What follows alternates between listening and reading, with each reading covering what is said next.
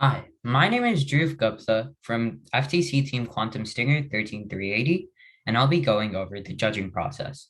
So without further ado, let's get started.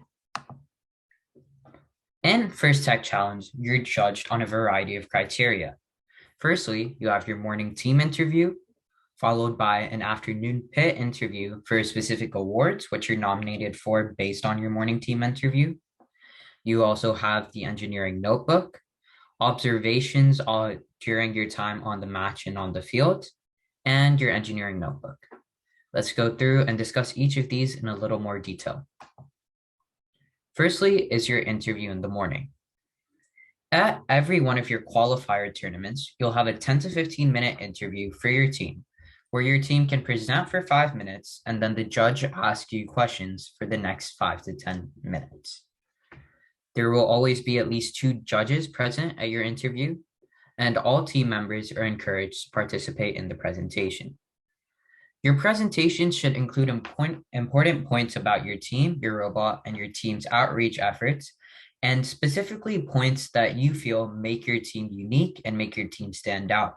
Since these judges will be seeing 3 to 4 teams, you want to give them the reasons why they should remember your team specifically and nominate your team specifically for awards. Your presentation should be both engaging and professional. After your interview, based on the team's interview and their engineering portfolio, the judges may nominate the team for one award or multiple awards. These aren't the final awards. If the judge nominates you for the Think Award, that doesn't mean you're guaranteed the Think Award, but they are a nomination. They are the first step to getting that award. A description of each award is mentioned in the game manual part 1, and a team may be nominated for more than one award based on their morning interview.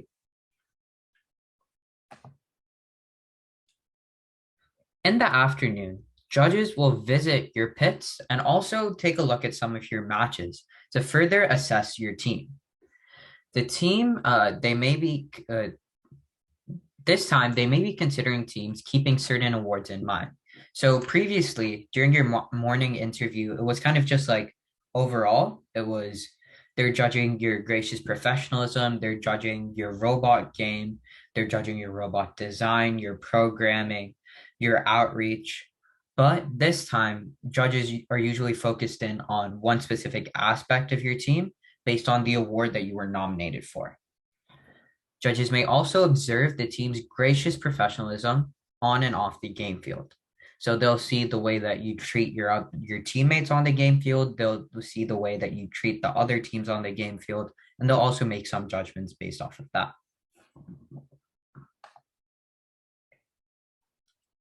After going through a team's engineering portfolio, morning interviews, and pit and game visits, and maybe even their engineering notebook, judges sit together and finalize the awards. First Tech Challenge believes in the concept of spread the wealth, so no one team gets 2 awards besides the final games awards. So if your team makes it to the semifinals or the finals, then they're entitled to multiple awards. However, no team will get more than one judging-based award.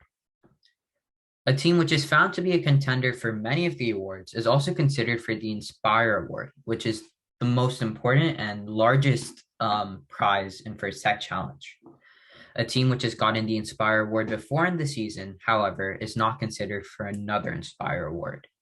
So if you win it at your first qualifier tournament, you won't be able to win it again at your second qualifier tournament. The judges do not provide any feedback after any of the team's interviews directly to the team, but if the team submits a judging feedback request form, then they will be provided with it after the end of the tournament. So during your 15-minute morning interview, the judges won't tell you what they felt that you were lacking in, but after the tournament, you'll get more information based on their rubric. The feedback form is filled out by the judges just after the morning interviews, so it may not contain all the information. For example, it may not contain more things that the judges learned during the pit visits or during your game match views. And the feedback form is not used for any deliberations during the judging process. It's just for the team to know what they can work on. Now, how to prepare for your morning interviews.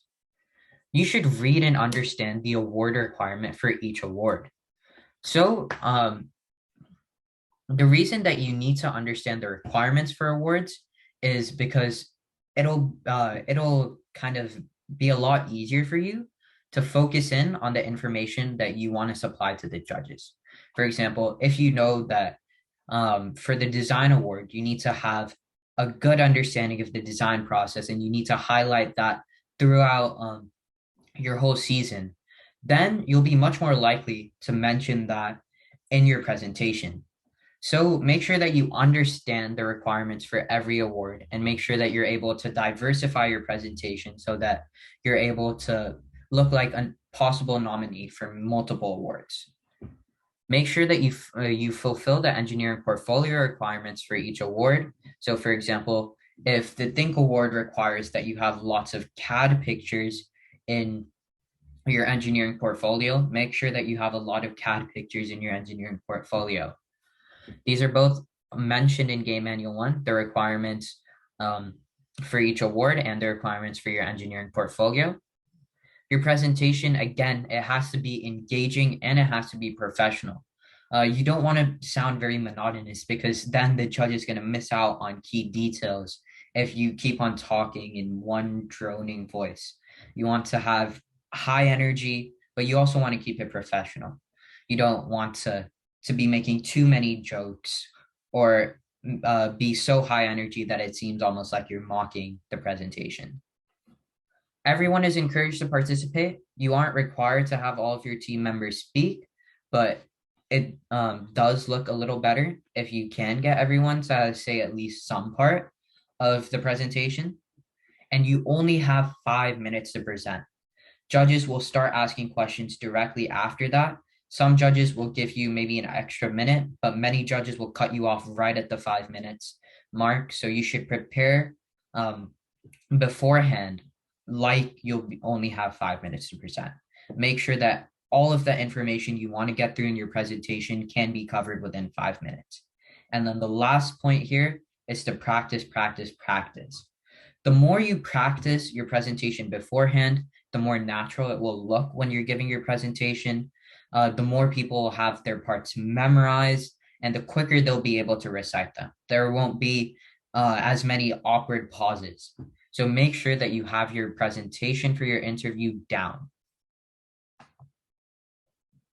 Now, the judges are looking for highlights about the team season. They're looking for sort of the aha moments, the moments where you guys made some significant progress. They're looking for what the team learned during the season. You know, any new skills you guys picked up, whether that be technical skills such as using Vuforia or TensorFlow for the first time, or whether that be soft skills such as getting more money in fundraising than last year, or finding more mentors than last year. They'll also be looking for experiences the team gained during the season. This can be stuff like collaborating with an FRC team, learning more about first robotics competition, visiting their ground, checking out their robot. They'll be looking for the unique features of your robot in design and functionality, the parts of your robot that to you are really cool, the ones that you enjoy talking about. They're usually also the ones that people enjoy hearing about. So if you have anything on your robot that you feel really stands out, then make sure to mention that. It can either be a functional piece, something really creative that your team invented, or it could just be a general aesthetic as well. If you think the way that you've designed your robot looks very appealing, then you can talk about that as well and the decisions you took to come to that aesthetic. They'll also be looking for how team members answer the technical and non-technical questions during the interview. So there's quite a few aspects to this. Firstly, does it look like it's just one person answering all the questions? Does it look like there's only one person who knows how to program? Or does it look like the whole team knows how to program? Does it look like multiple people know how to build, how to do CAD? Then the second thing is, do you understand all of the things you used? For example, judges may ask you about encoders if you use them on your robot. They might ask you if you know how they work and if you can explain that, or if you use something like PID to help control your robot better, they'll talk about that as well. They want to get a good idea of how much you guys actually learned throughout the process.